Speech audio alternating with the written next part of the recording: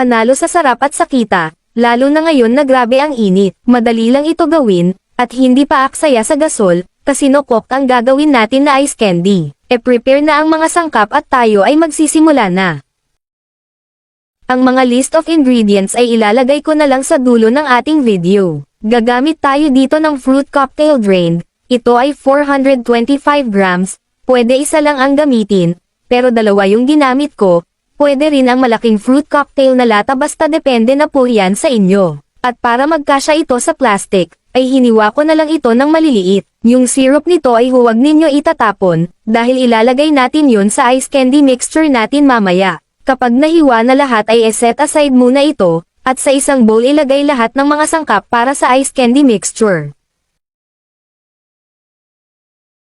Isang lata ng evaporated milk, isang lata ng condensed milk, at 200 ml na all-purpose cream. Naglagay rin ako dyan ng kaunting asukal, pwede rin magdagdag dito ng tubig, yung syrup kanina sa fruit cocktail ay ilagay nyo rin. Pero kung gusto mo yung puro lang, walang halong tubig ay pwede na rin yun, mas masarap rin kapag puro natural lang. Kung maglalagay naman kayo ng tubig, mga 1 cup ay sapat na yon. Haluin ito ng mabuti hanggang sa mag-combine lahat ng mga sangkap na nilagay natin. Ang sukat sa plastic na gagamitin natin, ay yung regular size para sa ice candy. Ito ay 1 1/2 by 10. Ilagay natin dito ang nahiwa nating fruit cocktail, mga at least 2 teaspoons nito.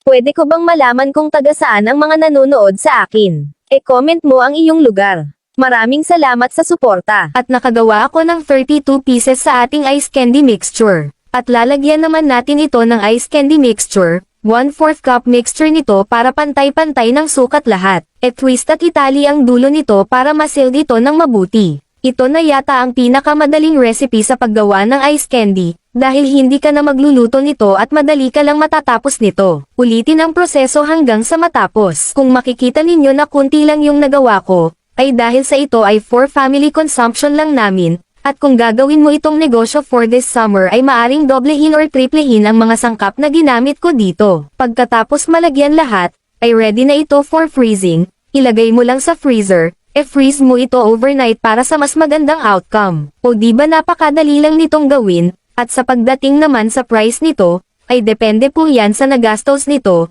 Syempre hindi mo ito ibebenta ng palugi, dahil sa sobrang mahal ng mga sangkap nito, estimated selling price ko nito ay mga nasa 15 to 20 pesos. Sobrang sarap nito, gustong-gusto ng mga bata, lalo na kaming mga matatanda, super creamy at halatang hindi tinipid sa mga sangkap. So yun lang po at maraming salamat sa panonood. At kita-kits sa susunod nating pagluluto.